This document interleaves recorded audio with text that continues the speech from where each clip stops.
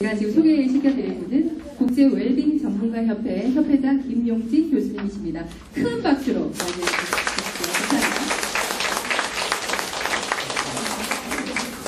감사합니다. 여러분 반갑습니다. 반갑습니다. 행복합니다. 여러분 만나세요. 그렇죠? 네. 저는 오늘 어제는 이제 예전에 교도소에 가서 행복 특강을 했고요. 오늘은 우리 관광공사 초청을 받아서 여러분을 만날 수 있는 특별한 영광을 얻게 된 것을 굉장히 기쁘게 생각합니다. 왜냐하면 약 70억 분의 1이라고 하는 무한한 경쟁을 뚫고 오늘 여기에 나타났습니다. 그리고 시속 130km라고 하는 과속을 하면서 센텀을 향해서 달려왔습니다. 다시 한번 인사합니다. 김용진 교수입니다. 저는 전공이 철학입니다. 저는 대학에서 철학을 가르치고 있고 제 전공은 석사 박사 과정에서는 플라톤, 고대 그리스 철학입니다. 그래서 오늘 이야기는 철학을 할 것 같죠? 예, 그러나 철학과는 크게 상관은 없지만 그래도 좀 연관이 되는 철학의 한 분야로 볼 수 있는 긍정심리학, 그리고 긍정심리학에서 가장 핵심으로 말하는 행복학의 핵심이 되는 행복 이야기를 오늘 2시간 동안 여러분들과 함께 나눠보려고 합니다. 제가 조금 전에 저 밖에서 스탠바이 하면서 김현주 박사님 그 목소리를 들었어요. 발음 좋더라고요. 저는 한국말 잘합니다. 네. 근데 우리 김 박사님 그 외국어 아주 잘하시더라고요. 깜짝 놀랐어요. 뭐 프랑스어, 이태리어, 러시아어, 영어, 중국어, 뭐 사와디캅 이것도 하대요.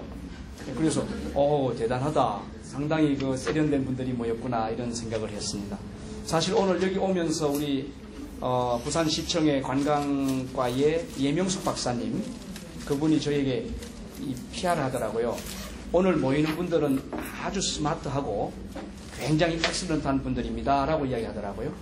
오늘 새벽에 7시에 우리 전미란 박사님 또 전화를 하셨어요. 김 교수님, 여기 오늘 모이는 분들은 부산에서 최고만 모아놨습니다. 이러면 박수가 막 나오던데요. 네, 부산에서 최고만 모아놨습니다. 그러니까 오늘 최고의 강의 부탁합니다. 그러면서 하는 말씀이 최고의 명강사가 온다고 소개됐다고 이야기하더라고요. 맞습니까? 네. 맞습니다. 고맙습니다. 한 소녀가 길을 가고 있었어요. 그런데 그 가시덤불 위에 거미줄이 쳐 있었어요. 그 거미줄에 나비 한 마리가 걸려서 날지 못하는 거예요. 이 소녀가 길을 가다가 멈춰서 그 나비를 건져주기 위해서 가시덤불 속을 헤집고 들어갔습니다. 그러다 보니까 가시에 찔리고 상처도 났죠. 드디어 그 나비를 건져줬어요. 나비가 날개짓을 못하다가 그 거미줄이 다 떨어지고 날개짓을 하면서 한번 펄럭펄럭 하고는 삽시간이 변했어요. 무엇으로 변했을까요? 천사로 변했답니다. 천사로. 그리고는 이 소녀에게 말하는 거예요. 너무 고마워요.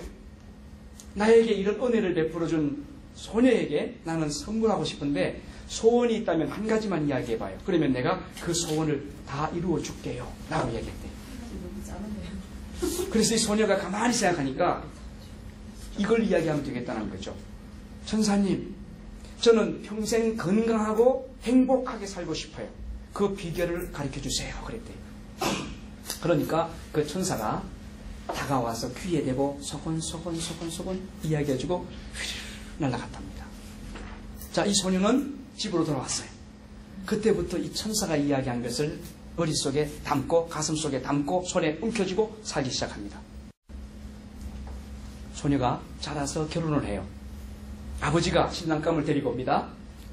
그리고는 소개해줬고 그 남자와 결혼해서 아들, 딸 놓고 살다 보니까 어느 날 할머니가 되었어요. 그런데 이 할머니가 되고 나서 수많은 사람들이 이 할머니에게 와서 존경합니다. 할머니 너무 훌륭하세요. 인사를 하는 거예요.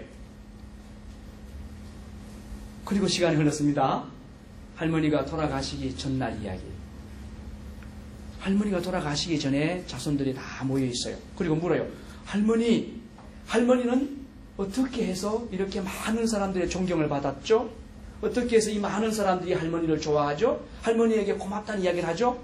그랬을 때 할머니가 옛날 이야기를 시작합니다. 내가 말이야, 소녀 시절에 가시덤불에 걸려있던 나비를 건져준 적이 있어. 그때 그 나비가 천사로 변하더니 내 귀에 속닥속닥 이야기해 준 것이 있거든. 나는 그것을 일평생 동안 간직하고 그렇게 살려고 노력했단 말이야. 그랬더니 이렇게 된 거야 라고 이야기했어요. 혹시 그 이야기가 무엇인지 아십니까? 여러분은 외국어를 잘하시니까 잘 모르실 수 있을 거예요. 한마디였어요. 어떤 일을 만나든지 누구를 만나든지 감사합니다. 감사합니다를 하고 살아가라는 거였어요. 그래서 이 소녀는 그때부터 아버지가 낯선 남자를 데리고 와서 너 신랑감이다 그랬을 때 감사합니다.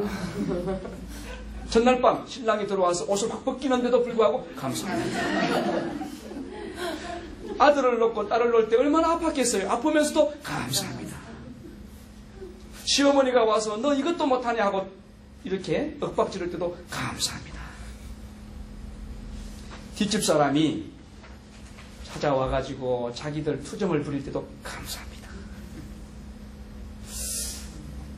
아들을 장가 보내고 딸을 시집 보내는데 사돈 집에서 별로 좋은 걸 안 보내줘요. 그래도 감사합니다. 그렇게 살다 보니까 이렇게 됐다는 거예요. 감사합니다 이 말만 하고 살았는데 어떤 일이라도 감사합니다 고맙습니다 이 말만 하고 살았는데 그러다 보니까 자기를 미워하는 사람이 있어요 없어요? 없더라는 거예요. 자기를 싫어하는 사람이 있다 없다? 없더라는 거예요. 자기를 향해서 원망하는 사람이 있다 없다? 없다는 거예요. 누구든지 자기를 향해서 좋다, 좋다, 고맙다, 이쁘다, 사랑스럽다, 존경스럽다, 배우고 싶다 이런 이야기들을 많이 하더라는 거죠. 그 할머니가 그 말씀하고 그 다음날 돌아가시는지 난 모르지만 오늘 저는 여러분들 마음속에 제가 드리고자 하는 이런 행복 특강이 여러분 가슴속에 잘 들어가서 부산을 홍보하는 투어 코디네이터로서 최고의 의미 있는 삶을 살아가시면 참 좋겠다 그런 생각을 합니다.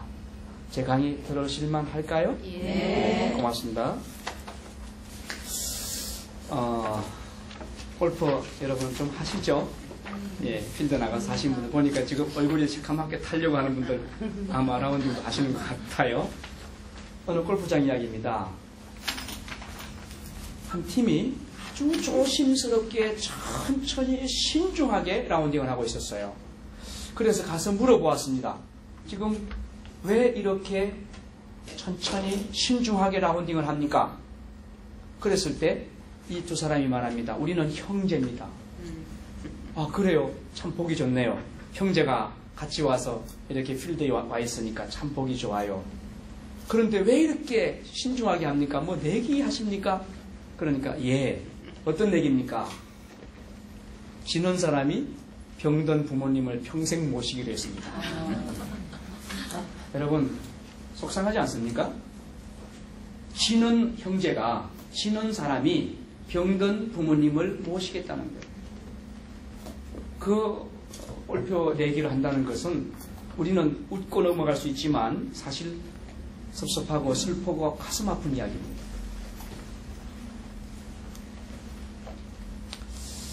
자, 여러분 오늘 한번 생각 좀 해볼 필요가 있습니다.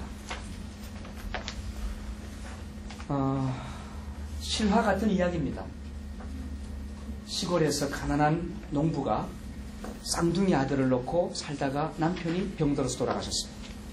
그런데 그 홀 여인 되신 분이 아들 둘을 키웁니다. 생각해 보세요. 남편은 죽었죠. 어린 애들 2살짜리 그 아이들이 뭘 합니까? 그걸 데리고 밭에 나가 일할 수 없잖아요. 그래서 방에 이 아이들을 가둬놓고 그 문고리 숟가락 꼽아서 걸어놓고 밭에 가서 열심히 일하고 있는데 어느 날 집을 바라보니까 집에서 시커먼 연기가 확 올라오는 거예요. 깜짝 놀랐어요. 이 어머니가 맨발로 뛰어갔습니다. 가보니까 집에서 불이 나가지고 막 불길이 온 집을 삼키고 있었어요. 이 어머니가 그 방문을 뜯고 돌아가서 방에서 웅크리고 울고 있는 두 아들을 이불로 감싸서 끌어안고 뛰어나옵니다. 그런데 두 아들은 다행히 아무것도 안 다쳤어요. 하지만 그 어머니는 온몸에 화상을 입었어요. 얼굴도 틀어지고 손가락도 굳어지고 온몸에 화상을 입었어요. 다리도 절뚝거리는 화상 환자가 되었어요. 아주 중증 화상 환자가 되었어요. 동네 사람들이 이 흉한 모습의 어머니를 싫어합니다. 우리 동네에서 나가면 좋겠다고 이야기합니다. 그래서 결국은 두 아들 데리고 나가서 동냥을 합니다. 동냥 아시죠? 네. 구걸을 했어요. 그래서 그 깡통밥을 얻어서 아들 둘을 먹여 키웠습니다. 그런데 이 아들 둘이 잘 자랐어요. 건강하게 잘 자랐어요. 열심히 공부했어요. 독지가의 도움이 있었어요. 그래서 일본으로 유학을 가게 됐어요. 큰 아들은 동경대학으로 유학을 갔고 둘째 아들은 와스다 대학으로 유학을 갔어요. 그런데 거기 유학을 가서 4년 동안 두 아들 다 공부를 잘했어요. 큰 아들은 동경대학에서 수석으로 졸업하게 되었고 둘째, 쌍둥이 둘째는 와시다 대학에서 수석으로 졸업하게 되었어요. 이 소식을 알게 된 어머니가 동냥을 해서 배싹을 구해서 부산으로 와가지고 부산항에서 배를 타고 일본으로 건너갑니다. 먼저 첫째 아들을 만나고 싶은 거예요. 그래서 동경대학으로 갔어요. 쫄뚝거리는 모습으로 거지 같은 몰골로 보따리 하나 끌어안고 아주 회개한 얼굴 모습으로 동경대학을 들어갑니다. 가서 수의실 가서 이야기합니다. 저기요, 여기 우리 아들이 내일 모레 졸업한다는데 우리 아들 만나러 왔어요. 수의가 보니까 말도 안 통하는 사람이죠. 그리고 생기기도 흉하게 생겼잖아요. 졸업식에 이런 사람이 오면 돼야 안 돼요? 거지 같은 사람이 졸업식에 오면 되겠어요, 안 되겠어요? 동경대학이 일본에서 최고의 대학 아닙니까? 그러니까 수의가 안 됩니다. 못 들어갑니다. 막고 있는데 아니에요. 나는 우리 아들 졸업 축하하러 왔는데 아들 만나야 돼요. 한국에서 왔어요. 그렇게 옥신각신하는 모습을 그 장남이 기숙사에서 무심코 쳐다보게 됐어요. 가만히 보니까 우리 어머니, 자기 어머니. 그런데 마음은 뛰쳐나가고 싶지만 순간 판단을 합니다. 뛰쳐나가면 안 된다는 거죠. 왜요? 자기는 이 대학을 졸업하면 일본의 큰 기업체 회장의 딸과 결혼하기로 되어 있어요. 그리고 그 큰 기업에 취직이 이미 되어 있어요. 그래서 졸업식 날 그 장인, 장모, 친척들, 제사들이 다 와요. 그 장소에 흉한 모습의 어머니가 나타나면 파혼당하고 직장을 잃을 거라고 생각을 했어요. 그래서 바로 인터폰을 넣었어요. 수의에게. 아저씨, 나를 찾아오는 사람이 있으면 없다고 하세요. 돌려보내셔야 합니다. 나하고는 아무 상관이 없는 사람입니다. 하고 돌려보냈어요. 결국은 어머니가 눈물을 흘리면서 동경대학에서 아들이 거부했다는 사실을 알고 돌아서 나옵니다. 그리고 이제 두 번째 아들 와스다 대학에 그래도 가봐야 되겠죠? 그렇죠? 그래서 와스다 대학으로 갔어요. 그런데 둘째 아들은 엄마가 오길 기다리고 있는 거예요.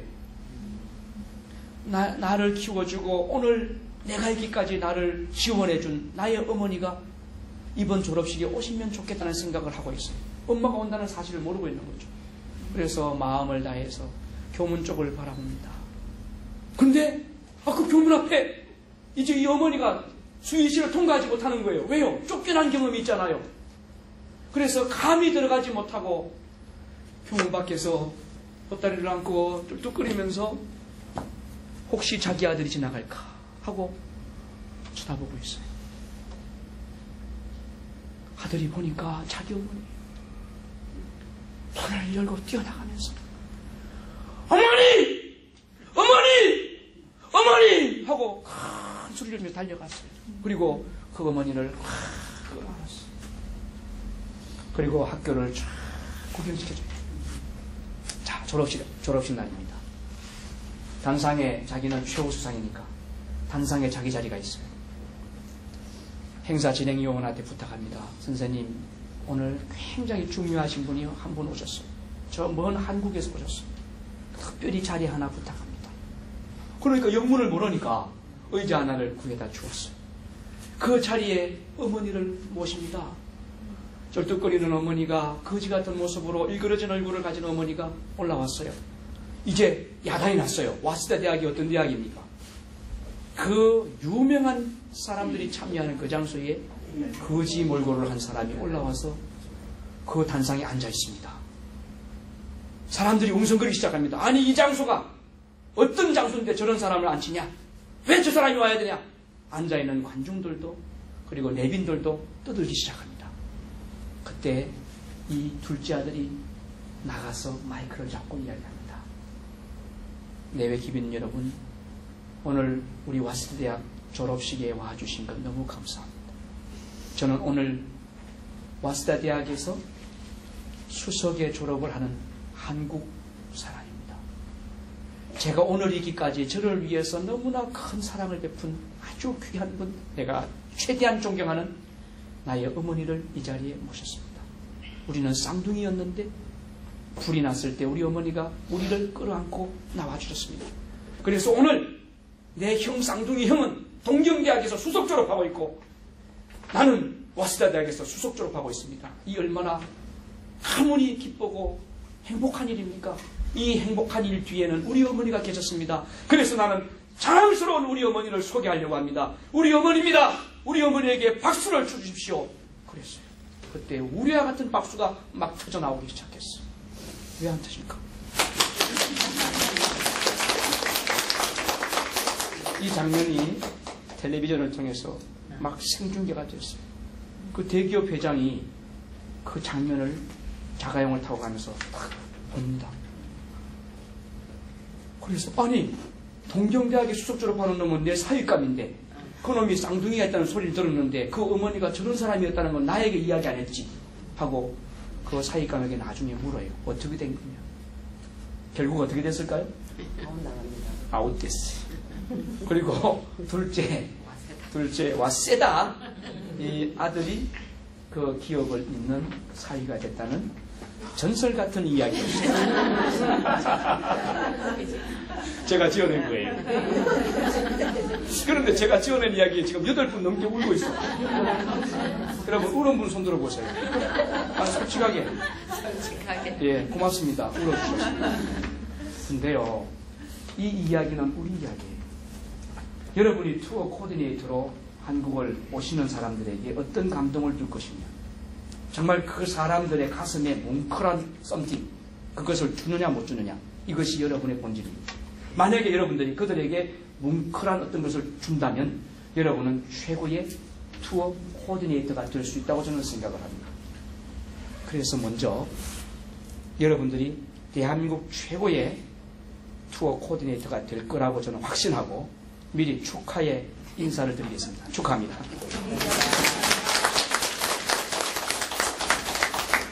여러분, 우리의 삶은 30년 전은 어떠했습니까?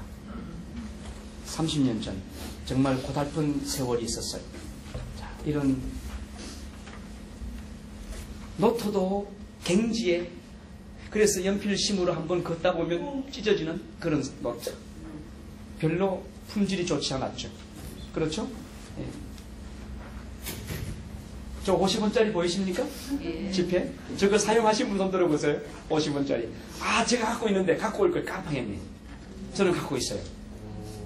저 50원짜리 지폐를 갖고 있습니다. 제 아내가 은행원이었거든요. 한일은행 근무했는데 은행에 근무할 때 그걸 좀 잘 준비해 놨어요. 1979년도에 은행 들어가는데 보세요. 저 돋보기 안경 보이시죠? 햄촉 보이시고, 저 옛날 월급 봉투, 그때 저렇게 노란 봉투에다가 월급을 넣어줬어요. 그렇죠? 그 예전에 이제 저런 거 가지고 부군들께서 월급 받아가 쫙 던지잖아요. 월급 봉투 쫙 던지잖아요. 그러면 그날 아이 고마워요, 수고하셨어요, 그렇게 이야기했는데 요즘은 이제 뭐 온라인으로 다 들어오니까 남자들이 힘을 못 써요.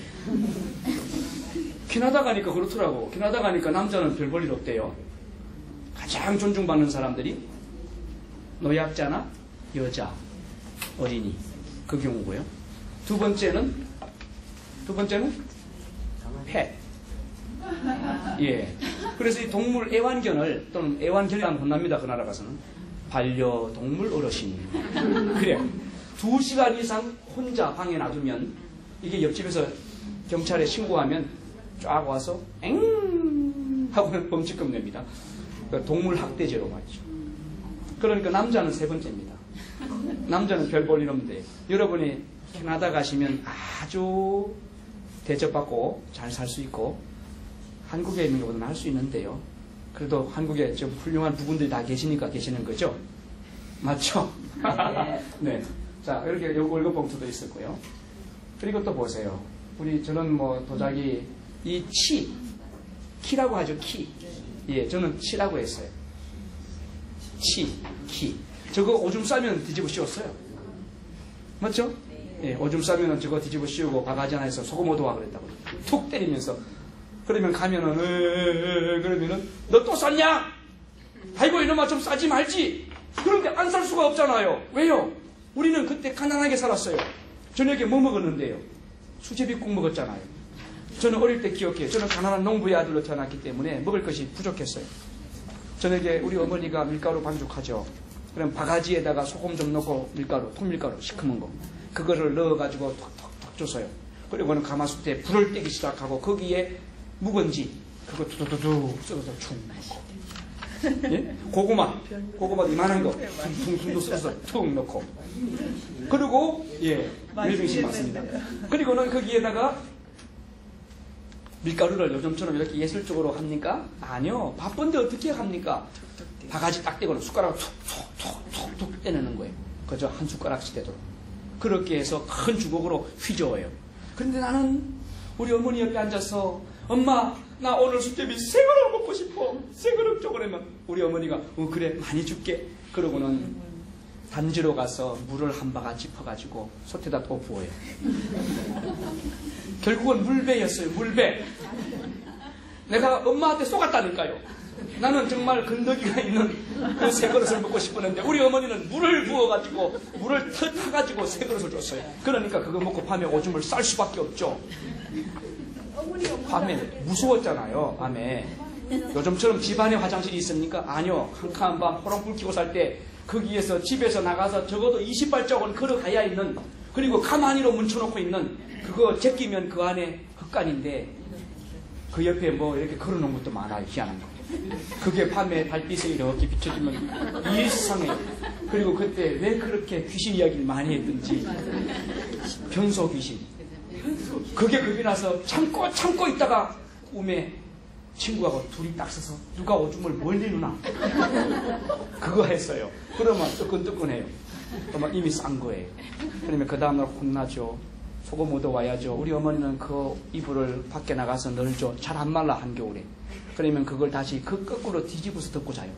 그러니까 풀썩하면 찌릿내가 푹푹 나는 이불을 덮고 살았어요. 지금 끄떡끄떡 하는 분들 다 경험자예요. 우리 정말 그렇게 살았잖아요. 이게 우리의 삶 아닙니까? 30년 전의 삶이에요. 저 재봉틀 기억나시죠? 여러분 어머니 생각 안 나십니까? 어머니들이 저 싱가 미싱, 브라더 미, 그래서 싱가 또는 브라더 이 미싱 하나만 있으면 먹고 살았어요. 어머니들이 저걸로 바느질 해가지고 옷 다 만들어 입혔어요. 저는 중학교 들어갔을 때 우리 어머니가 교복을 안 사주셨어요. 어떻게 하시는지 아십니까? 금정 무명옷을, 무명천을 사다가 거기다가 금정 물을 들였어요. 집에서. 그리고 재봉틀로 쭉 바꿔가지고 옷을 만들어 주셨어요. 이상해요. 몸빼바지 같았어요. 그런데 한 두 번 빨면 물이 빠져가지고 교복색이 달랐어요. 오리지널 교복과 짝퉁 교복의 색은 달랐어요. 아마 대한민국의 짝퉁은 우리 엄마가 만든 것 같아요. 그래도 그것을 입고 좋아하며 다녔던, 우리 어머니의 사랑을 느꼈던, 그 당시에는 불만이 이만했죠. 나는 그 새카만 교복, 중학교 교복, 그것도 선배 걸 받아 입었어요. 지금 보시다시피 제 키가 180이 안 됩니다. 그런데 그때는 정말 작았어요. 제가 중학교 때에 몸무게가 40kg가 안 나갔어요. 제가 결혼할 때 1987년 1월 달에 했습니다. 1987년 제가 결혼할 때 몸무게가 48kg였습니다. 이해되시죠?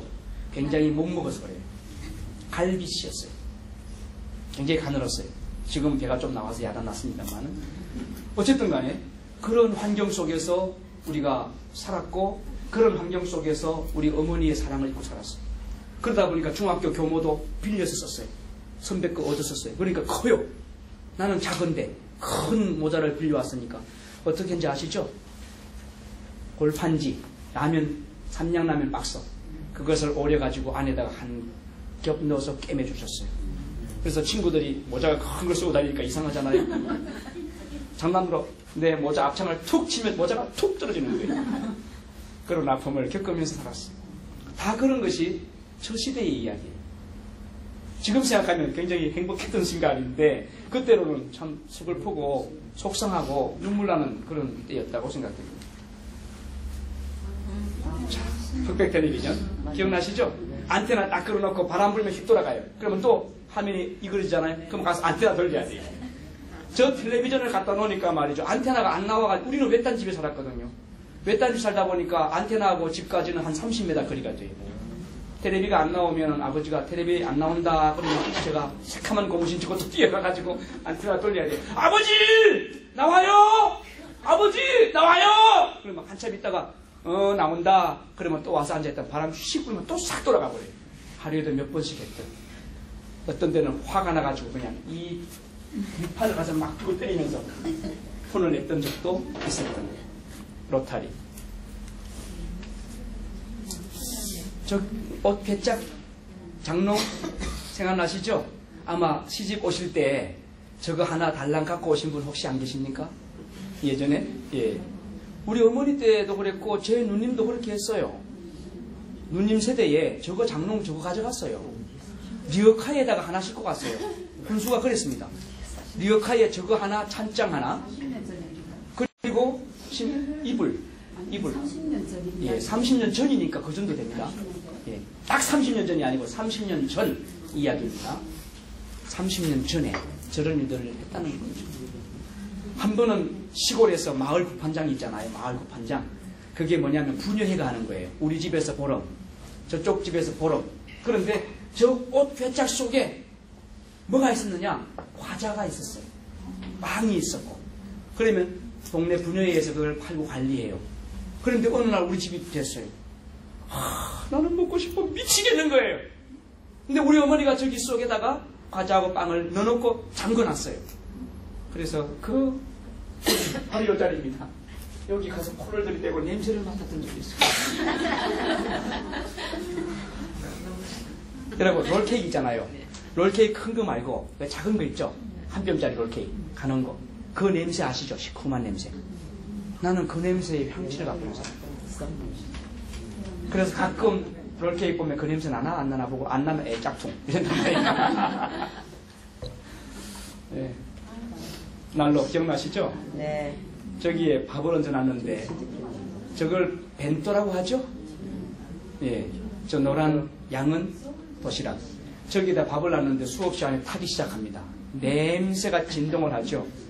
가서 끈에다가 손을 대가지고 다 엎었던 그런 기억들 있으실 거예요? 아마 여러분 중에도. 우리 시대가 중간에 비비 주는 그랬다는 이야기. 예. 자, 약국도 초라했지 않습니까? 뭐 약이라고 해서 별거 없었잖아요. 뇌신, 반피린, F, 반창고, 그 다음에 요즘 없지만 아까진기라고 하는 거. 예, 그런 거 정도. 요오더, 요 정도만 있었던 거예요. 예, 원기소 맞아요, 원기소. 예, 그런 거 정도. 예. 자, 그런데 지금 한번 봅시다. 30년 전에 우리는 그렇게 살았어요. 다 우리는 그런 시대를 겪어왔어요. 자, 지금 어떻습니까? 지금 우리는 이런 곳에 삽니다. 이 센텀 빌리지 쪽으로 들어오니까 말이죠. 마치 밴쿠버 가신 분들 다 아시겠지만 그 다운타운 들어가면 전부 그 빌딩 아닙니까? 그렇죠? 예. 그와 같이 여러분 이런 데 사시죠? 옛날에는 우리들 문화가 화장실 문화가 아니고 변소 문화였잖아요.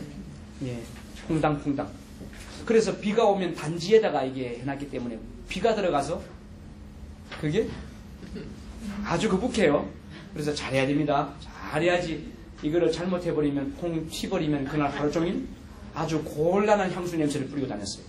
요즘 그런데 그러한 일들은 아무도 경험하지 않죠. 그럴 일이 없잖아요.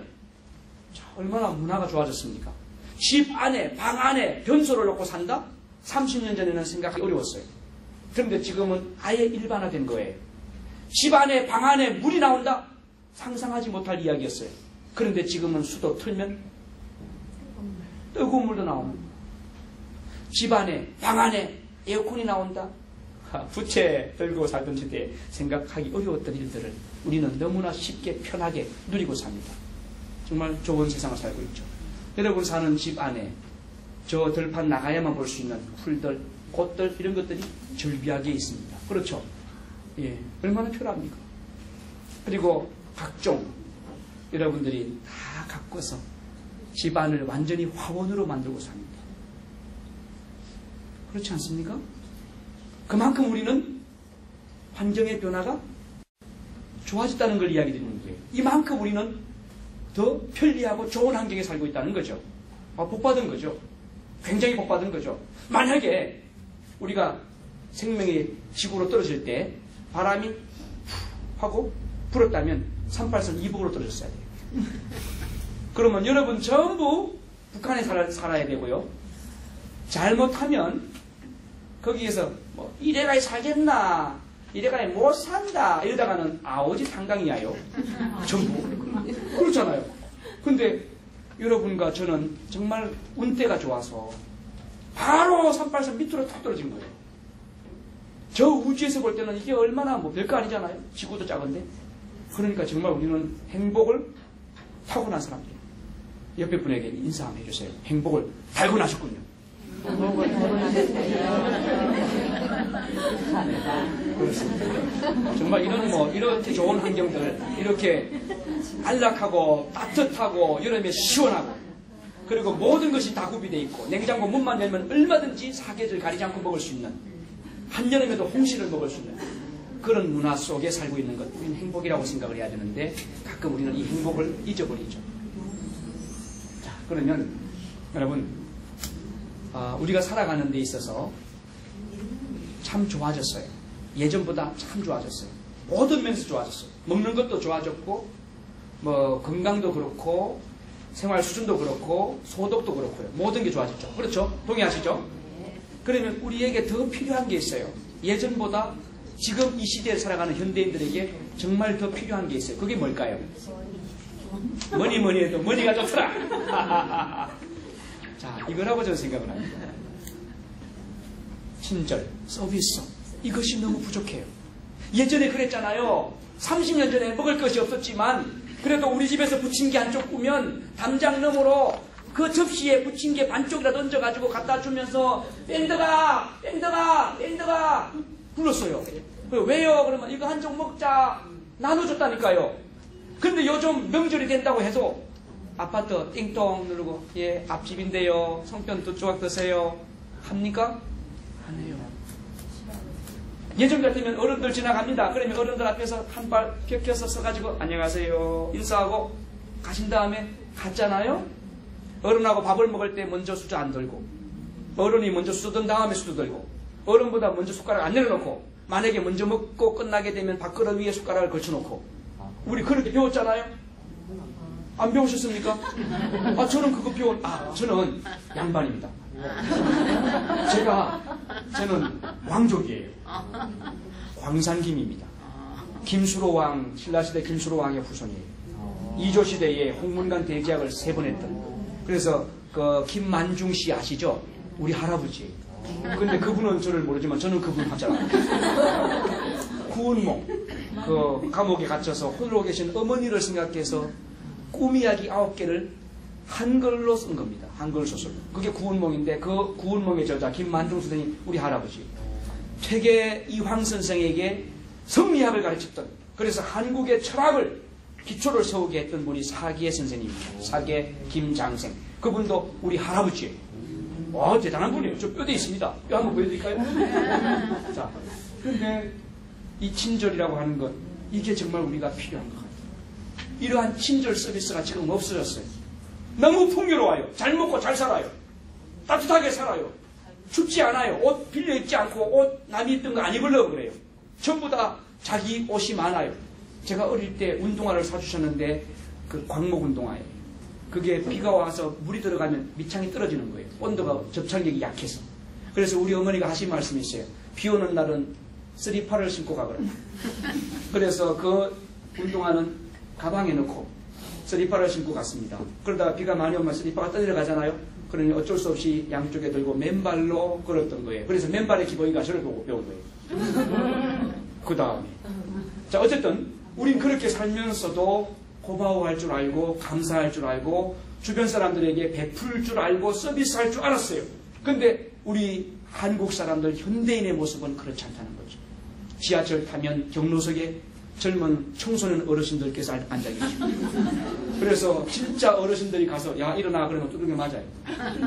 연세 많은 어르신들이 그 짝퉁 어르신들한테 앞에 가서 그러면 이렇게 쳐다보고 그러면 눈을 마주보면 안 됩니다. 살짝 올려서 안 봐야 됩니다. 그리고 약간 좀 다리 아픈 흉내를 내면서 해야 됩니다. 그래도 안 일어나면 야 비켜봐 하면 안 돼요. 그냥 가만히 계셔야 됩니다. 요즘 짝퉁 어르신들 조심하세요. 어른 없습니다. 힘으로 덤비됩니다. 이게 뭐냐? 서비스 정신, 친절 정신이 지금 결여됐다는 거예요. 그러니까 투어 코디네이터인 여러분들에게 가장 필요한 것, 그리고 오늘 강사인 저에게도 필요한 것이 저는 친절이지 않나 그런 생각을 해서 오늘 제 강의를 진행하려고 하는 겁니다. 재미있겠죠? 자, 여러분 관광을 오시는 분들의 욕망이 있습니다. 이분들은 사실 어떤 욕망 때문에 올까요? 인간이 갖고 있던 기본 욕망의 연장선에서 오는 겁니다. 사실 이 욕망이라고 하는 것 때문에 문명이 만들어지고 문화가 만들어집니다. 욕망이 없으면 만들어지는 게 없습니다. 지금 던져지는 자동차. 여러분, 자동차는 사람이 좀 더 빨리, 좀 더 편하게, 좀 더 멀리 가고 싶어한 욕망 때문에 만들어진 겁니다. 맞죠? 예, 말 타고 다니다가 뭐 비 오니까 좀 곤란하잖아요. 그래서 마차를 만든 거예요. 그래서 박스 안에 들어가서 타는 거예요. 그런데 이 말이 또 안 가면 또 곤란하잖아요.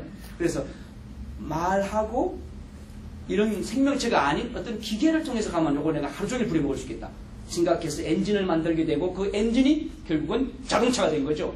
그렇죠. 그럼 자동차만 그렇습니까? 비행기는 어떻습니까? 좀 더 빨리 멀리 날아가고 싶다. 그것 때문에 라이트 형제가 날아가기 시작한 거예요. 그리고 그 러시아 정교회 사원들이 굉장히 예뻐요. 예술품들이에요. 아주 아름답습니다. 가보신 분들 계시죠? 아니 모스크바. 예, 가셨던 것 같아요, 선생님. 안 가보셨습니까? 예, 굉장히 괜찮습니다. 한번 꼭 가보세요. 가신 김에 크렘린이라고 하죠. 크렘린도 가보세요. 거기 안에 가보시면 세계에서 가장 아름다운 작은 그리스 정교회 사원이 있습니다. 그것을 지었던 사람에게 물었다죠. 그 황제가 너 이 세상에서 이거보다 더 아름다운 사원을 지을 수 있냐? 하니까 예, 경험이 있으니까 지을 수 있습니다. 그러니까 여봐라! 저놈의 눈을 뽑아라! 그래야 눈을 뽑았다는 거예요. 다시 못 짓도록. 그거 실합니다. 그만큼 아름답게 잘 지은 성당이 러시아 푸틴 대통령이 있는 거기 크레물 안에 있습니다. 그 안에 성당이 여러 개 있어요. 다 무덤이에요, 무덤. 왕족들, 왕자, 황제, 뭐 황후 죽으면 석관으로 해서 전부 다 그 안에 다 해놓고 사람이 앉습니다. 자, 어쨌든 그런 거 비행기, 대형 선박도 그렇고요. 이런 것들이 전부 다 우리 모든 사람들의 그 욕망을 채워주기 위해서 나온 것들입니다. 카드도 그렇잖아요. 예, 엽전 들고 다니니까 얼마나 무겁습니까? 엽전 그거 50냥, 100냥, 엽전 100개, 500냥, 엽전 500개, 한 꾸러미. 이 한 꾸러미 들고 다니니까 힘들고 무겁고 들키기 쉽고 뺏기기 쉽고. 한 번은 이런 일이 있었답니다. 소를 시장에 가서 팔고 장날 이제 오다 보니까 주막에 가서 잠을 자는데 한 사람이 들어오더라는 거죠. 겁이 나서 지금 자기는 소 판 돈이 있잖아요. 그걸 배에다 전대를 차고 이제 자는 거예요. 옆에 들어와서 자는 사람이 혹시 도둑일 수도 있다. 내 돈을 뺏으려고 들어왔을 수 있다라고 생각하는 거죠. 그래서 이렇게 몸을 착 들치면서 그럼 저쪽에서 또 저 사람도 부시럭하면서 에헴 그러면 이쪽에서 나도 안 잔다 이거죠. 나 안 자니까 너 나 건들지 마라 이거. 이쪽에도 또 나도 안 자 하고 에헴 그러다가 해가 떴다는 거 아닙니까? 해가 떠서 보니까 사돈이더래. 아니 사돈 여기 왜 있어? 그러니까 하는 말이 나 어제 소 팔아가지고 밤새 잠 못 잤어. 도둑인 줄 알고. 아이고 나도 소 팔고 오다가 잠자는데 그랬다는 이야기가 있습니다. 자 아무튼 그렇게 많은 돈들 이젠 필요 없습니다. 카드 하나로 끝납니다. 오늘 제 강의하고 나가도요 강사료 엽전을 안 줍니다. 전부 온라인으로 싹 들어옵니다. 돈 받아 가지 않습니다. 편하죠? 그렇죠. 이게 다 욕망이에요. 편하게 살고 싶은 욕망이에요. 자, 이러한 욕망은 결국 어떤 걸로 만들어집니까? 욕망은 휴식을 요구합니다. 그렇죠? 쉬고 싶은 거예요. 즐겁게 쉬고 싶은 거예요. 이 휴식이라고 하는 것은 결국 어디로 갑니까? 여행으로 연결되는 거죠. 여러분이 만나는 고객들이 그런 의도 때문에 오는 겁니다. 돈 열심히 벌었어요. 그래서 좀 쉬고 싶어요. 그런데 시간도 있고 돈도 있어요. 그러니까 방 안에만 있지 않는 거예요. 여러분, 만약에 한 달이나 휴가가 주어집니다. 그러면 1번, 나는 방 안에 침대 위에서 한 달 동안 있을 거다. 2번, 나는 우리 방 안에서만 왔다 갔다 할 것이다. 3번, 나는 우리 집 안에서만 왔다 갔다 할 것이다. 4번, 나는 돈 들고 튈 것이다. 몇 번이에요? 4번이죠. 4번. 그렇잖아요. 그러니까 외국에서 한국으로 들어오시는 여행객들의 기본적인 욕구는 뭐냐? 휴식하고 싶은 거예요. 휴식. 여행의 목적은 휴식입니다. 정말 쉬고 싶은 겁니다. 뭐 가서 많이 배우고 견문을 넓히고 지식을 많이 쌓고 뭐 그런 차원에서 오는 것보다 쉬고 싶은 거예요. 여행 와서 쉬고 싶은 거예요. 저도 그렇습니다. 저도 나갈 때는 쉬고 싶어서 나가요. 그러니까 저는 제 아내나 제 가족 안 데리고 다닙니다. 저는 싱글족입니다. 한 번은 우리 아버지 모시고 이집트 10일 여행 다녀온 적은 있습니다. 애먹었어요. 우리 아버지 지금 연세가 90인데 80세 때 모시고 갔어요. 최연장 어르신을 모시고 갔어요. 그랬더니 이집트 박물관 들어가가지고 그 박물관 구경하다 보니까 너 가라 그러시고 한참 가다 보니 안 오셔가지고 내가 아버지 찾느라고 거꾸로 가보니까 안 계신 거예요. 결국은 어디가 찾은 줄 아십니까? 나가는 출구 현관 앞에 가서 계시더라고요. 나는 그날 별로 못 보고 나왔어요. 우리 아버지 때문에. 그래서 그 뒤로 내가 여행은 내 혼자 다녀야 편하구나. 내가 먹고 싶은 거 사 먹고 하고 싶은 거 하고 또 가고 싶은데 내 마음대로 갈 수 있잖아요. 그런데 두 사람 이상 되면 서로 협의를 해야 돼요. 이거 먹을래 저거 먹을래. 여기 잘까 저기 잘까 언제 잘까. 아주 골치 아파요. 보통 문제가 아니에요. 그래서 여행은 휴식이다. 휴식은 여행으로 이어진다는 거. 이 말씀 드리고 싶어요. 여러분 저보다 발음 잘 아시죠? 저는 칸글리시밖에 못합니다. 여행을 트래블이라고 하죠. 근데 트래블이라고 하는 것이 잘못하면 트러블이 되는 거죠. 저랬던 사례가 있어요. 여행은 여행으로 휴식으로 정말 좋은 휴식으로 가야 되는데 저게 문제거리가 되는 골치 아픈 이벤트가 될 수 있다는 거죠. 첫 번째는 제 경험이 아닙니다. 42살 한국인이 이란에 갔습니다. 가서 경찰서 사진 찍고 군부대 표지 사진 찍고 하다가 잡혔어요. 그래서 스파이로 몰려가지고 징역 7년을 언도받았습니다. 지금 현재 우리나라 이야기입니다. 저 사람이 이란이라고 하는 나라의 특수성을 이해했어야 돼요. 그리고 거기 가서 자기에게 도움을 줄 수 있는 투어 코디네이터를 제대로 만났다면 그런 일 없죠. 그렇죠. 이거 안 됩니다. 경찰서 앞에서 사진 찍으면 곤란합니다. 이런 거 제대로 정보를 주었다면 그런 일은 없었을 거예요. 근데 이 사람은 지금 트러블이 되버린 거예요. 지금 보시는 것은 밴쿠버 국제공항입니다. 저는 싱글로 가다 보니까 문제가 생겨요. 왜요? 밴쿠버는 바로 밑에가 미국이잖아요. 미국으로 시애틀로 바로 넘어갈 수 있잖아요. 1시간 거리밖에 안 되니까요. 걸어서 넘어가도 돼요. 그러다 보니까 사실 미국과 캐나다는 국경선이 5,000km니까요. 이게 자로 된 듯 반듯하잖아요. 밴쿠버에서 토론토까지. 아주 조금 그는 거예요. 그러다 보니까 그냥 걸어가다가 훌쩍 넘으면 캐나다 땅이에요. 한국인들이 미입국을 하는 루트가 바로 거기입니다. 밴쿠버입니다. 그래서 밴쿠버에서 굉장히 엄격하게 관리를 하죠. 따라서 혼자 오는 사람은 굉장히 또 처녀들. 하여튼 혼자 오는 사람들은 요주의 인물입니다. 저는 처음에 갔는데요. 이렇게 그냥 수속 안 해주더라고요. 저쪽 이미그레이션 센터로 가라. 그래서 이민국 가가지고 조서받았다는 거 아닙니까? 당신 짝이 뭐냐? 나는 프로페서다. 철학 교수다. 또 너 왜 혼자 왔냐? 놀러 왔다. 놀러? 이해가 안 간다. 왜 놀러 오나? 아니 나 안식년이니까 논다. 지금 강의 없다. 난 놀고 싶어 왔다. 럭키 여행하러 왔다. 럭키하러. 근데 안 럭키하다. 네, 그랬어요. 그러니까 뭐 친구 이야기. 그래서 다행히 제 친구 전화번호를 제가 알려줘가지고 다 통화하고 다 적어놓고 전부 다 적어놨습니다. 정확하게 적어놓고 한 2년 뒤에 들어가서 또 그거 꺼내놓고 또 거짓말했나 안 물어봐요. 똑같은 질문 똑같이 합니다. 그래서 제가 그 다음에는 내가 한남대학교 다른 대학에 있었거든. 다른 대학 이야기하니까 너 지난번에는 한남대학교라고 했는데 왜 한남대학교 아니냐. 나 그 학교 아니고 다른 대학 교수야. 아 그래? 그러니까 다 이렇게 신용을 확인하더라고요. 나는 이제 가나다 가면 싫어요. 왜? 불쾌한 감정이 있어요. 해주고 또 제대로 안내해주고 제대로 도와주는 그런 코디네이터가 있었다면 럭키했을 텐데 그 생각 듭니다. 여러분의 사명이 좀 생각나시죠? 아, 내 역할이 참 중요하겠구나. 지금 벌써 번뜩하고 번개치죠? 예. 세 번째는 로마입니다. 누구나 조심할 것이 도둑을 조심해야 됩니다. 제가 레스토랑에서 식사를 하고 캐리어를 딱 식탁 옆에다 놓고 이제 화장실 좀 갔다 온다고 샌드백을 찾죠. 화장실 갔다 오니까 없어졌어요. 어디 갔냐고 물어보니까 주인이 시큰둥해요. 제 느낌에는 아마 주인과 짜고 치는 고스톱 아닌가 그런 생각이 듭니다. 저하고는 못 찾았어요. 참 불쾌했어요. 저는 정말 그 시칠리도 좋아하고 뭐 밑에 나폴리 참 좋아합니다. 나폴리 나가서 배를 타고 밖에서 이렇게 밤에 말이죠. 나폴리 항을 한번 보십시오. 굉장히 아름답습니다. 반딧불 축제하는 것 같아요. 그 크리스마스 추리 같아요. 굉장히 그 마을이 아름다워요. 야트막한 야산에 집들이 쫙. 부산도 그렇죠. 예, 바다도 탁 보이고 반짝반짝반짝 부산 시내 그래 보이는데 나폴리가 그렇습니다. 나는 나폴리 가고 싶습니다. 나는 이제 안 가려고 그럽니다. 왜요?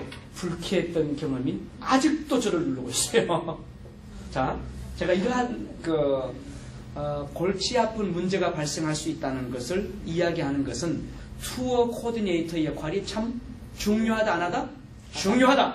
그것을 말씀드리기 위해서였습니다. 여러분 한 5분간 쉬고 2탄 강의 시작하겠습니다. 고맙습니다. 바보가 바보 아들에게 교육을 시킵니다. 글자 교육이에요. 예전에 전봇대에 보면은 불조심이라는 글자가 붙어 있었죠. 불조심. 자, 바보 아빠가 바보 아들한테 가르칩니다. 아들아, 이거 불조심인데 나는 몰라.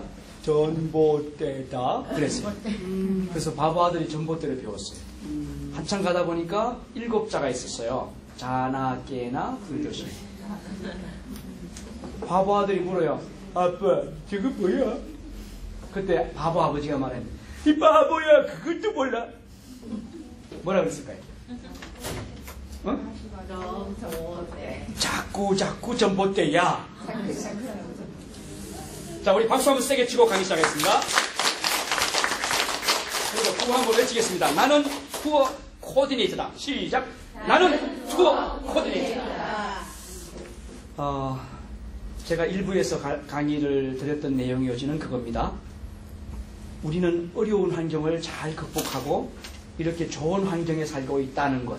그리고 우리는 감사하며 살아야 됨에도 불구하고 감사가 약해졌다는 것. 그것이 우리의 모습이라는 것.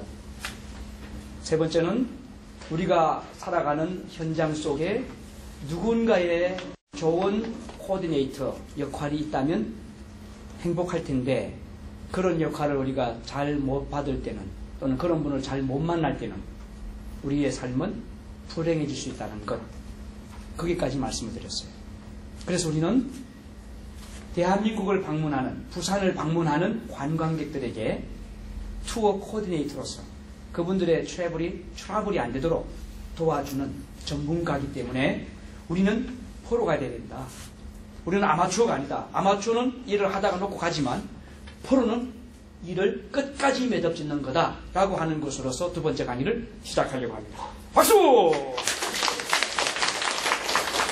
제가 박수를 왜 치자고 했는지 아시죠? 주의를 환기시키기 위해서. 자, 투어 코디네이터. 여러분 김연아 씨 아시죠? 네, 김연아 씨. 이번 동영상 한번 제가 준비했는데 한번 보시죠.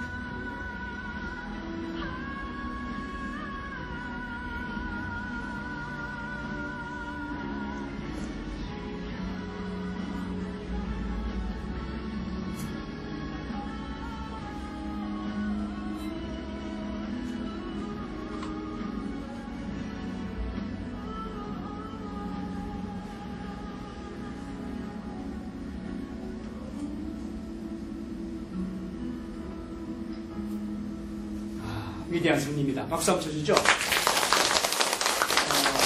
김연아 선수는 프로였습니다. 역시 프로입니다. 넘어졌죠. 실수했죠. 하지만 아마추어와 프로의 차이는 넘어졌을 때 일어날 수 있는 회복 탄력성, 이 탄력성이 있다는 거죠. 이제 투어 코디네이터로서 여러분은 이 탄력성이 있어야 돼요. 외국인을 만났을 때 좀 속상할 수도 있고 섭섭할 수도 있고 또 내 컨디션이 안 될 수도 있고 상황이 안 될 수도 있을 거예요. 어쨌든 간에 그랬던 것들이 여러분을 주저앉힐 수 있습니다. 그러한 조건들이.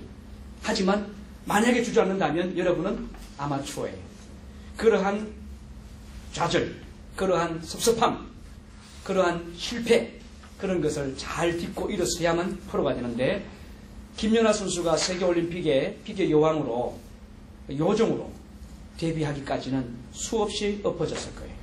아마 그 척추가 상당 부분 골병이 났을지도 몰라요. 그러나 그러한 좌절을 계속 극복했던 거죠. 그죠? 자, 여러분 그렇게 되실 거라고 저는 생각하면서 우리가 외국 사람들의 입장에 대해서 한번 생각을 해볼 필요가 있습니다. 자, 외국 사람이 한국에 왔습니다. 왔는데 한국에 왔을 때 어떤 사람이 가장 편안할까요? 1번 이런 사람입니다. 총을 들고 총을 차고 살벌한 눈초리로 찌려보는 미소가 없는 사나이들. 자, 경찰관들입니다. 우리 한국 경찰관은 제가 안 갖다 놨어요. 우리 한국 경찰관들은 제가 경찰청 가서 강의를 하기 때문에 잘한다고 해야 되거든요. 자, 두 번째. 부산관광공사의 직원들입니다. 여러분들도 투어 코디네이터 사진을 구할 수 있나 해서 봤는데 못 구했어요. 사진이 어디 있습니까? 홈페이지? 아, 있습니까? 그 진작 저한테 주시지. 그럼 제가 딱 띄워줬을 텐데. 바로 여러분들입니다. 이 자리에는 여러분이 들어갈 사진입니다. 예, 투어 코디네이터 여러분이 이 자리에 들어가야 돼요. 여러분들이 훨씬 더 외국인들이 만나고 싶어하고 편안한 존재가 될 거라고 저는 생각을 해요. 맞죠? 그래서 여러분은 대단한 분들입니다. 박수 한번 주세요. 자축이 박수. 와우! 너는 대단하다. 그러면 우리가 이제 프로가 돼야 되는데 프로로서 어떤 것으로서 프로의식을 발휘해야 될까? 요거 좀 말씀 좀 드려볼게요. 부처님의 제자 가운데 한 사람이 와서 부처님께 이야기합니다. 부처님, 저는 되는 것이 없어요. 하는 것마다 안 됩니다. 어떻게 하면 좋습니까? 나는 가진 것도 없는데요. 그렇게 말하니까 부처님이 하신 말씀이, 야, 가진 거 없더라도 네가 베풀 수 있는 것이 있다 그랬어요. 그게 뭡니까? 하니까 7가지나 된다. 그게 잘 아시죠? 예, 무제칠시라고 하는 것입니다. 무제칠시 7가지. 그것을 갖고 활성화시키면 전문가가 된다. 프로가 된다. 저는 그렇게 생각을 하고 한번 응용해 봤어요. 첫 번째는 화안심. 이 사람처럼. 여러분 괜찮지 않아요? 행복지도사 창시자입니다. 인터넷 들어가셔서 행복지도사 한번 쳐보세요. 저 사람 나옵니다. 행복교육사 쳐보세요. 저 사람 나와요. 행복상담사 쳐보세요. 그거 창시자가 저 사람이에요. 행복나눔사 쳐보세요. 저 사람이 만들었어요. 행복경영사 쳐보세요. 저 사람이 만들었어요. 유머지도사 쳐보세요. 저 사람이 만들었어요. 행복웃음지도사 쳐보세요. 저 사람이 만들었어요. 지금 부산대학교에서 15주 과정으로 강의 진행하고 있는 행복 코디네이터, 저 사람이 만들었어요. 박수! 우와! 박수 한번 할까요? 그 사람하고 합니다, 지금. 행복 코디네이터 과정을 제가 창시해서 대한민국에서 민간 자격으로 9가지를 정확하게 한국직업능력개발원에 등록한 사람은 저밖에 없어요. 9가지. 고맙습니다. 행복이라고 하는 것을 제가 꽉 쥐고 있어요. 그래서 앞으로 내년도 하반기부터는 행복학 특강 과목을 대학에서 3학점짜리 심리학과, 상담학과, 교육학과, 복지학과 이런 쪽에서 3학점짜리 교양 과목으로 개설을 해서 그것을 강의시키려고 그 강사 요원들을 연세대학교에서 대한민국 명강사 개발원 이름으로 지난달부터 시작을 했어요. 매달 하루씩 모이는데 그 프로그램을 제가 끌고 있고 대한민국 명품 강사 아카데미를 부산 사상위성센터 있잖아요. 그 관장 양영주 교수가 원장이 되어서 일을 하고 있고, 대한민국의 명품 강사와 명강사를 제가 키우고 있습니다. 괜찮습니까? 네. 그런데 어떤 강사가 되느냐 중요한 게 아니고 무엇을 줄 수 있는 강사가 되느냐가 중요한데, 저는 그것이 행복이라고 생각을 해요. 행복의 시작은 웃음입니다. 영어 단어 가운데 가장 긴 단어가 있습니다. 무엇이죠? 영어 단어 가운데 굉장히 긴 단어가 있습니다. 스마일. 박수 한번 쳐주세요. 네. 1마일이거든요. S 다음에 마일이에요. 1마일이에요. 그러니까 어마어마하게 오랫동안 웃으라는 거예요. 저는 행복 웃음을 이야기하면서 행복 웃음은 우리들의 기본적인 웃음입니다. 1920년대 일본 군인들이 외정시대 때 일본 칼을 탁 차고 다니면서 조선 사람들을 윽박질렀죠. 지나가다가 조센진 놈 새끼, 놈 새끼, 저놈 새끼 이러면서 붙잡아다가 상투를 잘라버렸잖아요. 얼마나 겁났겠어요. 이 본도를 꺼내가지고 머리를 딱 잡고 탁 치는데 목을 치는 줄 알았단 말이에요. 근데 이게 탁 잘라나간 거예요. 아버지가 아침에 상투를 트고 에헴 하고 나가셨다가 저녁 때 산발을 해가 들어오는 거예요.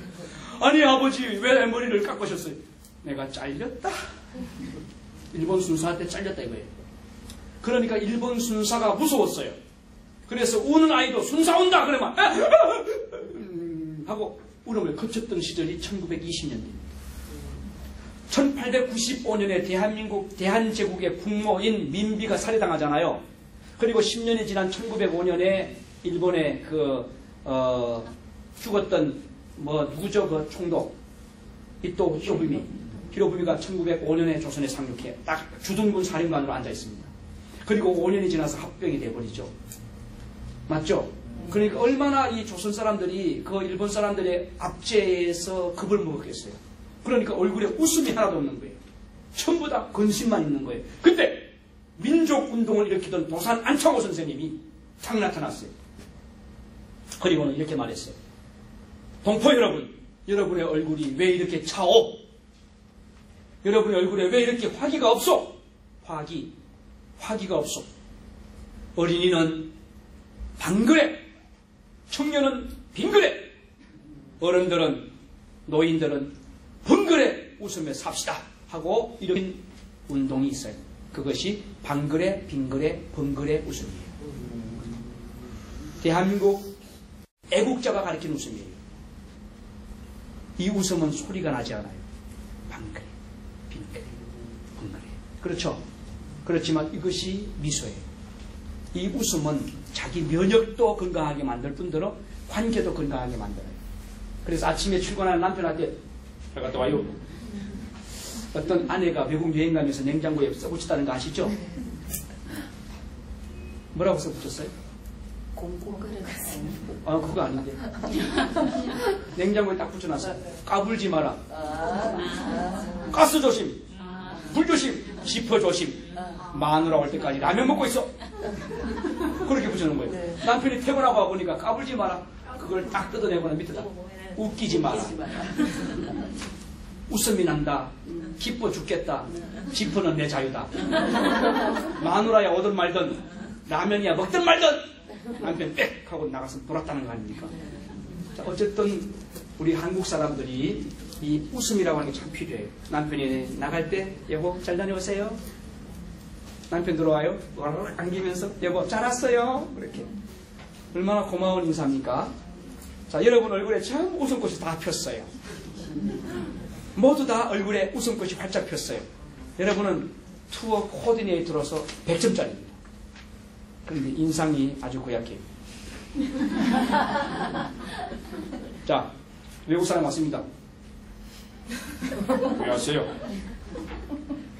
May I help you? 왜요? 이렇게 하면 얼마나 속상하겠어요. 웃으면서 May I help you? 이렇게 하면 얼마나 부담이 없겠어요. 그래서 우리가 베풀 수 있는 게 환시. 환하게 밝은 미소를 서비스할 수 있는 거예요. 자, 옆에 사람 보고 한번 해봅시다. 시작! 네, 그거 잘 하셔야 됩니다. 잘못하면 비꼬는 거, 예, 비웃어 물어볼 수 있어요. 그러니까, 예. 자, 두 번째 봅시다. 예, 두 번째는 은사십니다. 나비처럼 부드러운 말을 베푸는 거예요. 아주 부드러운 말씨. 자, 이리 오세요, 이리 오세요. 이리 오세요, 이리 오세요. 이리 와요. 여기 앉아요, 여기 앉아. 이리 오시겠어요? 여기 앉으세요. 다르죠? 그렇죠. 여러분, 외국 나가서 식당 들어가 보면요, 아주 좋은 식당과 안 좋은 식당, A급, B급 차이가 있습니다. A급 식당 들어가면요, 그 일하시는 분들이 아주 친절합니다. 보세요. 소리도 크잖아요. 도레미파솔라시도. 보통 싸구려 식당 가면 높은 시, 높은 도예요. 이리 와요! 저리 와요! 저기 앉아요! 이런단 말이에요. 근데 좀 수준 있는 데 가면은, 예, 이리 오세요. 미예요, 미. 도레미, 미음이에요. 이리 오세요. 무엇을 드시겠습니까? 그렇죠. 그렇죠? 그거예요. 그러니까 언사시라고 하는 것은 나비처럼 부드러운 표현을 하라는 거죠. 이거 우리가 베풀 수 있는 거예요. 세 번째는 심시입니다. 마음을 베푸는 거예요.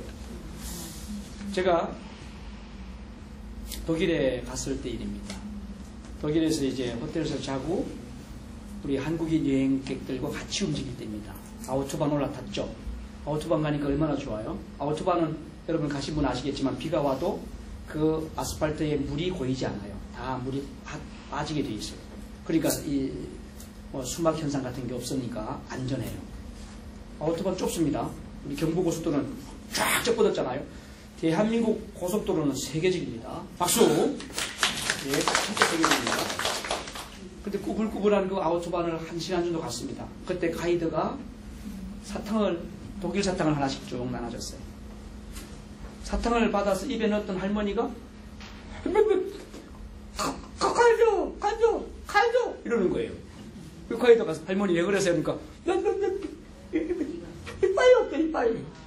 이빨 이러는 거예요. 무슨 말씀이냐면 털니를 아침 식사하고 가서 빼가지고 씻는다고 세면기 옆에 놓고 그냥 짐 들고 나온 거예요. 그리고 차 타고 간 거예요. 1시간 동안. 털리가 없이 할머니가 여행을 할 수 있습니까? 아니요. 그렇다고 슈퍼 가서 털리 살 수 있습니까? 개 잡아가지고 털리 뽑아 쓸 수 있습니까? 없잖아요. 한 열흘 동안 이건 보통 문제가 아니에요. 그러니까 난리가 났어요. 돌아가야 된다는 문제 때문에 차 안에서 할머니 같은 사람이 와가지고 여행 다 잡친다는 사람도 있었고, 예? 아유 어쩌냐고 봐줘야지 이런 사람도 있었고요. 그때 가이드가 일어나서 정말 멋지게 하더라고요. 나는 그 사람이 투어 코디네이터로서 전문가라고 생각을 합니다. 이렇게 말했어요. 여러분 정말 죄송합니다. 제가 출발 전에 다시 한번 정확하게 짚었어야 되는데 제가 이 부분을 빠뜨려서 너무 송구스럽게 생각합니다. 할머니가 이빨을 호텔에 놔두고 오시는데 우리가 함께 돌아가서 그 이빨을 찾아와야만 할머니가 오늘 점심도 드시고 저녁도 드시고 여행을 잘 하실 수 있을 것 같습니다. 대단히 죄송하지만 오전 프로그램은 못하더라도 좀 돌아가서 그 할머니 의치를 갖고 올 수 있도록 여러분 좀 도와주시겠습니까? 우리 어머니 같다고 생각하고 우리 어머니가 외국 오셔서 이런 어려움을 당했을 때 우리가 어머니를 공경한다고 생각하고 좀 기꺼이 도와주시면 고맙겠습니다.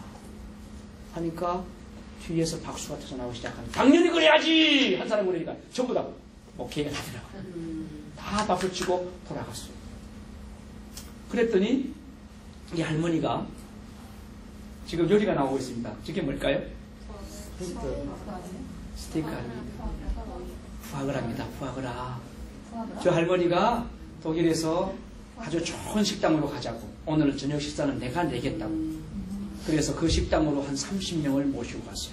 가서 메뉴를 쭉 보더니 거기 간 요리 푸아그라. 저 푸아그라를 모두 다 맛보라고 시켜줬습니다. 박수. 여러분 그겁니다. 심시예요. 마음을 베풀면 그렇게 돌아오더라고요. 그래서 그날 저녁 안 먹어봤던 푸아그라까지 먹어봤다는 거 아닙니까? 그 할머니 덕으로. 할머니가 참 배짱도 있어요. 돈도 많고요. 멋져요. 지금 살아계실 거예요 아마. 이런 분은 120세까지 사실 거라고 저 생각하는데. 네 번째 안시입니다. 부드러운 눈빛. 여러분 여기 있는 김용진 교수 눈빛이 부드럽습니까? 안 부드럽습니까? 쑥 빠지지 않습니까? 네? 여러분들 쑥 빠져들지 않습니까?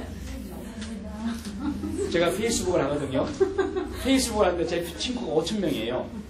페이스북에 제 친구분들이 저한테 그 사진 있잖아요. 그거 보고는 반해요. 하얀 사진이거든요. 사실입니다. 그런데 실물을 보고는 미쳐요. 쏘갔다는 거죠. 예.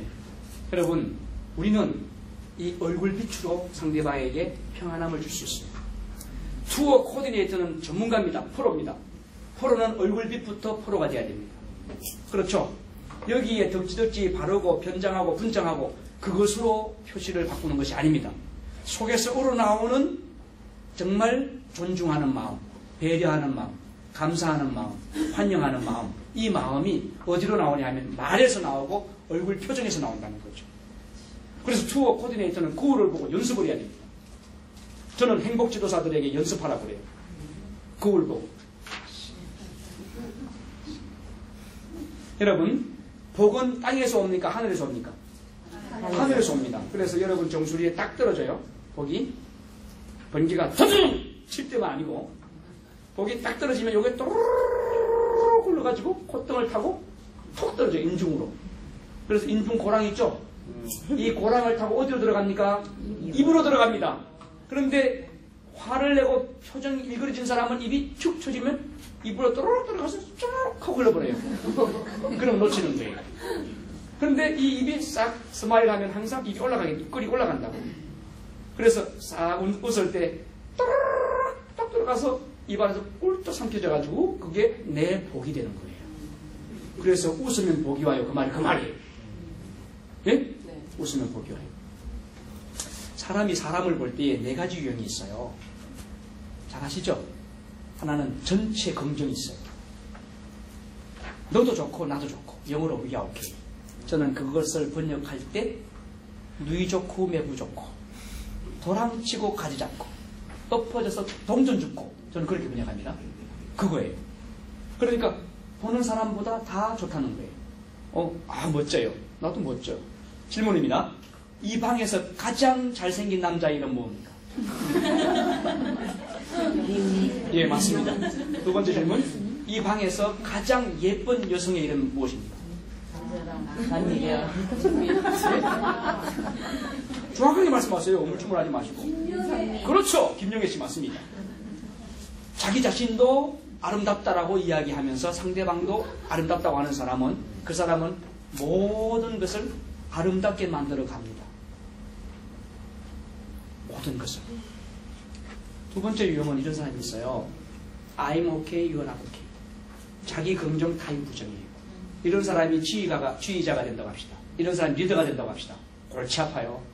자, 이런 사람이 투어 코디네이터가 됐다고 합시다. 자기 똑똑하고 잘 알아요. 그러니까 할머니들 또 할아버지들 또는 잘 못 알아듣는 분들이 이렇게 이야기하면 그만 됐어요 그만 따라와요 갑시다 이렇게 될 수가 있단 말이에요. 그렇죠. 그냥 무시할 수가 있다는 거죠. 이런 사람이 회사 오너가 되면요 밑에 직원들이 QX 가져온 거는 이렇게 보고는 뭐 있다고 했어 하고 휙 집어 던지면서 당신 밥값도 못한다 그렇게 까버릴 수 있단 말이에요. 이런 사람이 남편이 되면 아내를 까죠.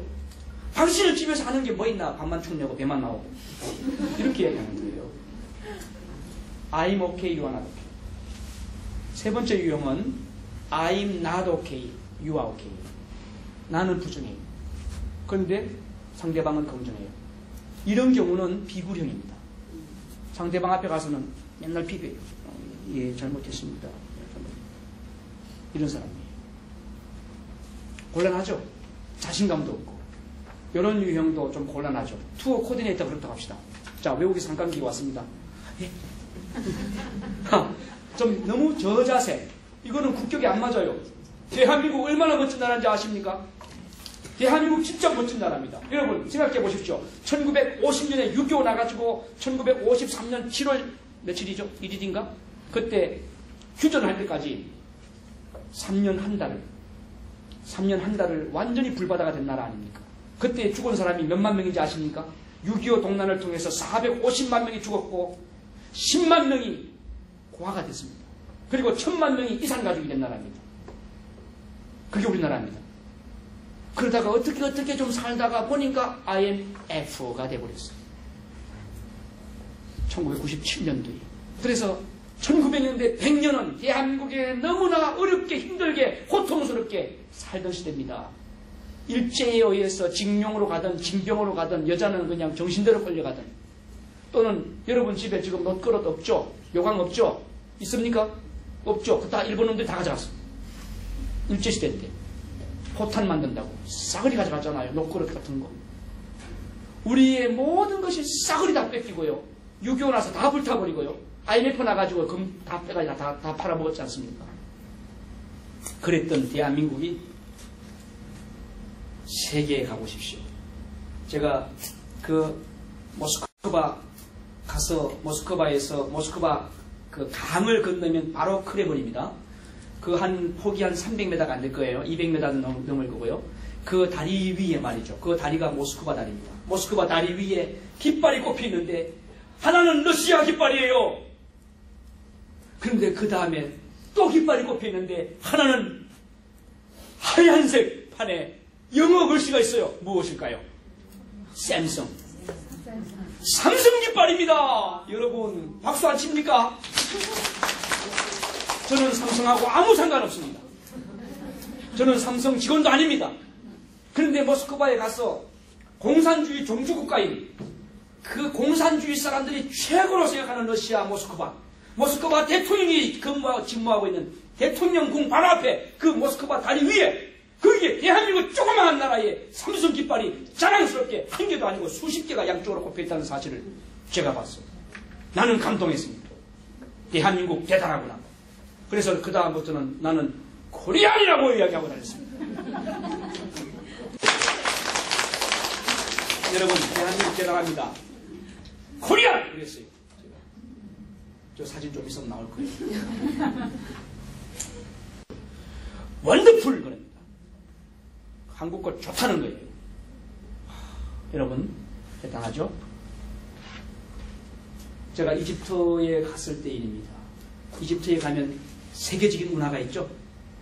수에조 운하. 수에조 운하는 그게 원래 한 2000년 동안 준비 작업해서 판 거예요. 완공은 언제 됐냐면 1869년도에 됐습니다. 1869년 11월 달에 수에조 운하를 완공했는데 그 길이가 얼마냐 하면 195km예요. 195km라고 하는 수에조 운하를 맨삽으로 팠습니다. 폭이 얼마냐? 1년이 며칠이죠? 365일. 365m의 폭이에요. 어마어마하죠? 그것을 약 500리에서 10리 빠지는 195km 길이로 판 거예요. 통해서 서로 쫙 끌어버린 거예요.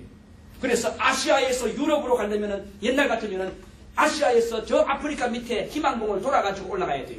그러다 보면 태풍에 많이 휩쓸리고 배들이 침몰했어요. 그런데 195km만 쫙 건너가 버리면 바로 유럽으로 가버려요. 그게 수에조 운하입니다. 이게 이집트에 있습니다. 그 깊이는 20m 깊이입니다.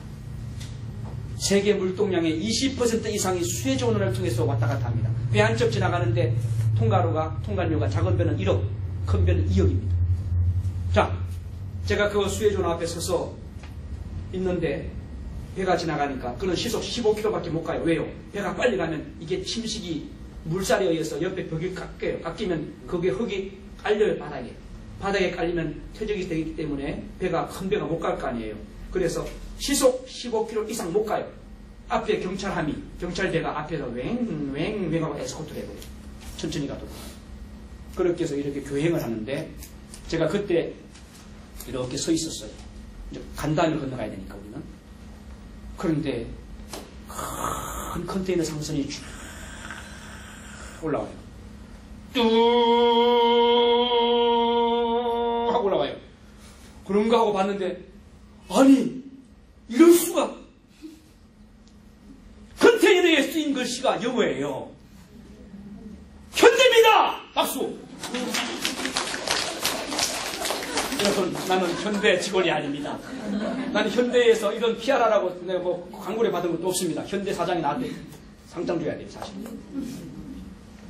현대 가서 강의할 때 이야기했더니 막 브라보 하고 박수 치다가 막 일어나 기립박수 해봐 그러니까 막 들고 일어나가 와 그러더니 수에조 운하에서 수백 개의 컨테이너를 실은 엄청나게 큰 함선이 제 앞을 지나가는데 너무 감동했어요. 이국 만리에서 한국 사람 아무도 없었어요. 전부 코쟁이들, 아랍 사람들.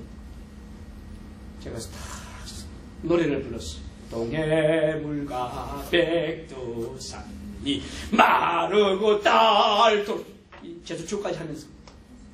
그러니까 그 사람들이 어디서 이상한 놈 왔다. 그런데 학교 교수라더라. 상당히 좀 조심할 사람이다. 그런 이야기를 하더라고요. 그래서 그랬어요. 나는 한국 사람이고 나는 한국 애국가를 불렀다. 지금 저 배에 봐라. 대한민국의 위대한 생산품들이 뭐가 들었는지 모르지만 기똥차게 좋은 것들이 지금 잔뜩 실려서 유럽으로 가고 있다. 유럽 사람들이 저거 지금 기다리고 있다. 잠 안 자고. 우리 대한민국 그런 나라다 그랬어요. 여러분, 대한민국의 국격 인정하셔야 돼요. 맞죠? 예. 네 번째 유형은 위안화독기. 이거는 번역하면 뭐예요? 너 죽고 나 죽자. 이런 사람 만나면 골치 아파요. 그래서 투어 코디네이터가 정말로 이 안시를 베풀 때 너 죽고 나 죽자 이런 타입이 안 됩니다. 그런 타입이 안 되고 같이 누이 좋고 매부 좋고 이런 모습을 얼굴로 보여줄 필요가 있다 없다? 있다. 강의 재미있습니까? 네. 다섯 번째 신시입니다.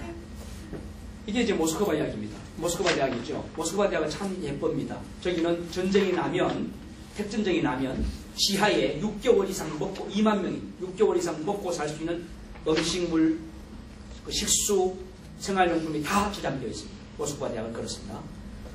모스크바 대학 앞에서 제 모습입니다. 가면 추워요. 추워서 이렇게 풀모자 하나 써야 됩니다. 안 그러면 머리가 찡하게 시리고 아픕니다. 아주 기분이 안 좋습니다. 모스크바 대학 앞에서고요. 이거는 러시아 국방성의 영광급 장교들 제가 강의하는 모습입니다. 저는 영어로 하고 거기에서 러시아어로 통역해주고요. 네.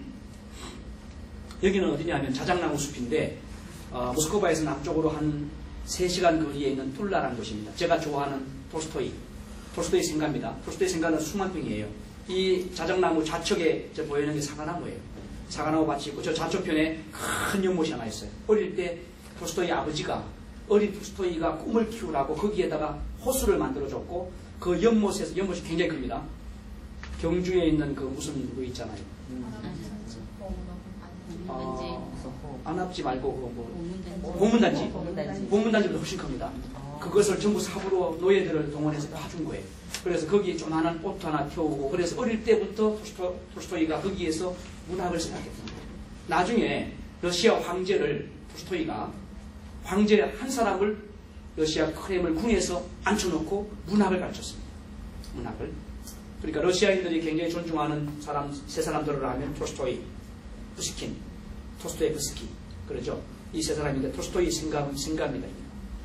자, 저 뒤에 보이는 게 생가입니다. 가보면 1850년대에 톨스토이가 타고 다니던 자전거 있어요. 자, 그 자전거의 특징이 뭔가 봤더니 거기에는 고무가 들어가는 튜브가 없어요. 그냥 타이어만 있어요. 그래서 둔탁하겠죠. 모양은 똑같아요. 지금 자전거와 모양은 같은데 튜브가 없더라 하는 거.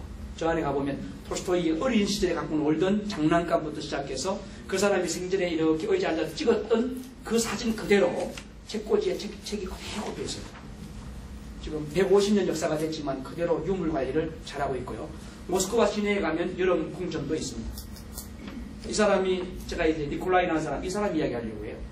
이 사람이 제가 모스크바 가면 늘 저를 도와줍니다. 경찰관이죠. 늘 저를 에스코트 해줍니다. 그러니까 참 좋아요. 활동하기 참 좋습니다. 한 번은 뚫라 그 3시간 거리를 가는데 제가 아침에 바빴어요. 바빠서 화장실은 우리 한국처럼 휴게소 가면 있을 거라고 생각을 하고 차를 타고 갔는데 눈이 펄펄 내리던 날 없어요. 휴게소 갔는데 없어요. 그래서 결국 3시간을 참고 가가지고 그 가서도 여기 가니까 또 여기도 없는 거예요. 톨스토이 생가에도. 그래서 그 동네 마을 집 어떻게 해서 그랬던 일이 있습니다. 자, 신시. 제가 참 좋아하는 친구 톨스토이 이야기입니다. 톨스토이의 그 니콜라이 친구 이야기입니다. 이 사람은 그 추운 날 저를 위해서 제 화장실을 찾아주기 위해서 정말 동상 걸릴 만큼 뛰어다녔던 그런 사람입니다. 만약에 관광객이 한국에 와서 배탈이 나다든지 어려운 일을 겪을 때에 투어 코디네이터가 정말 친절을 베풀어주면 제가 지금 갖고 있는 이런 추억을 그 사람도 안고 갈 것이죠. 그렇죠?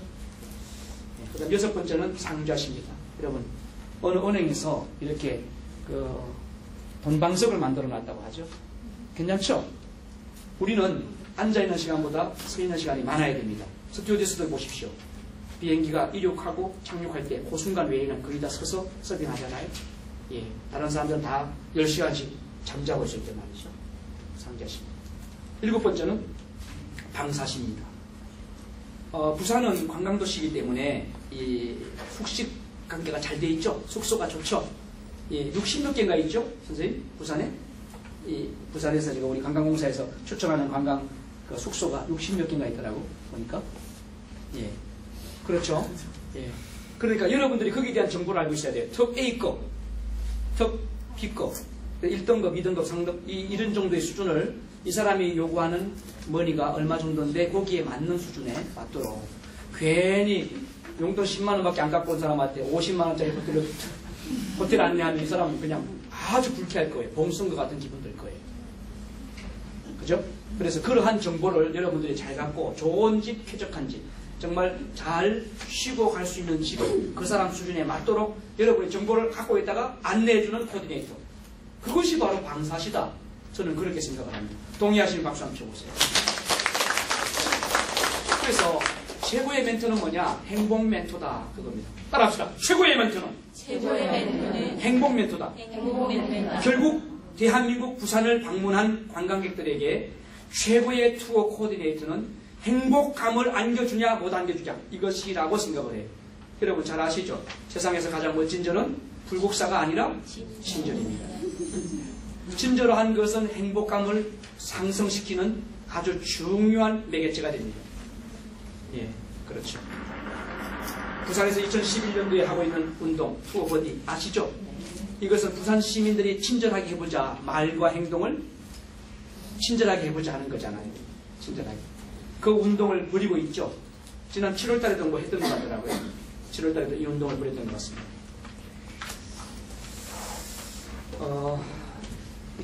강병하 교수님 토종돌풀 종자은행의 저자죠. 이분이 1300종이 넘는 야생돌풀, 우리가 말하는 잡초, 그것들을 연구했고 그 씨앗을 관리하고 하는 이런 일을 해본 분인데 17년 동안 올인했어요.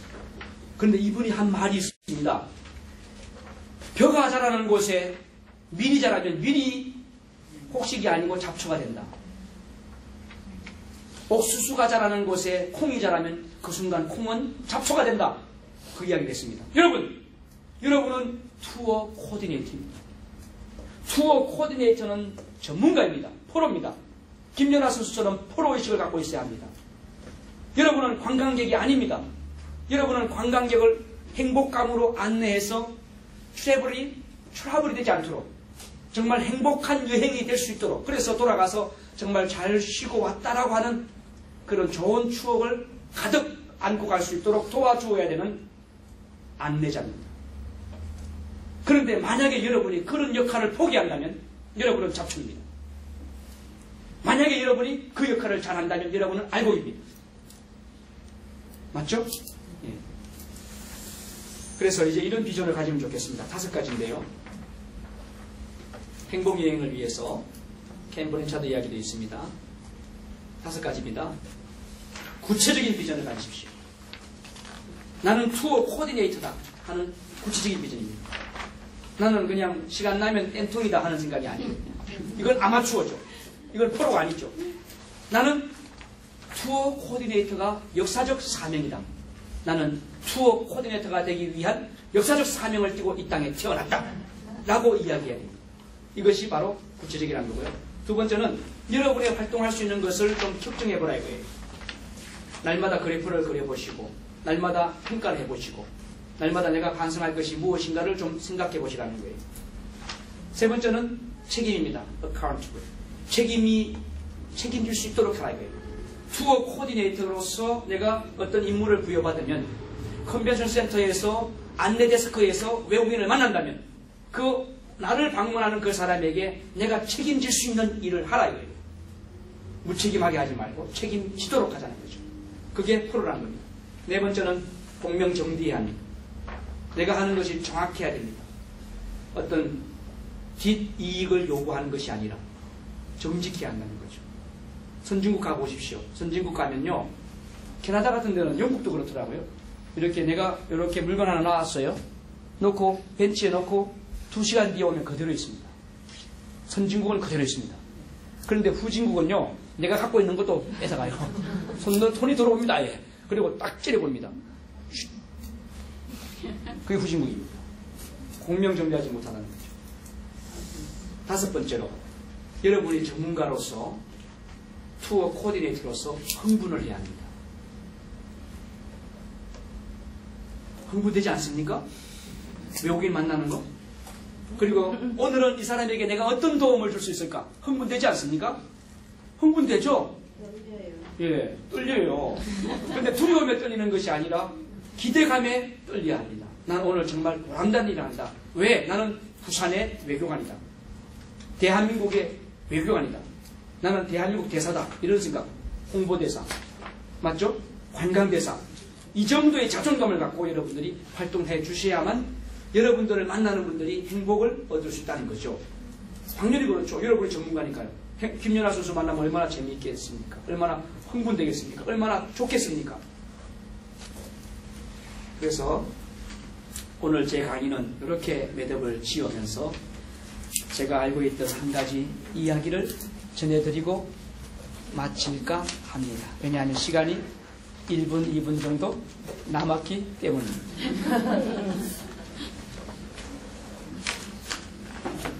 할머니가 한 할아버지를 사랑했습니다. 그리고는 그 할아버지와 결혼을 해서 머리뿌리가 팥뿌리가 되도록 잘 살았습니다. 그리고 그 할머니가 죽는 날 할아버지 손을 잡고 이렇게 말했습니다. 여보, 고마워. 내가 당신을 만났기 때문에 내 인생 여행이 행복하고 즐거웠어. 여러분, 부산을 방문하는 관광객들이 여러분을 만나고 돌아갈 때 여러분 손을 꼭 잡고 선생님 고맙습니다. 선생님을 만나서 나는 이 여행이 정말 행복했고 정말 즐거웠습니다.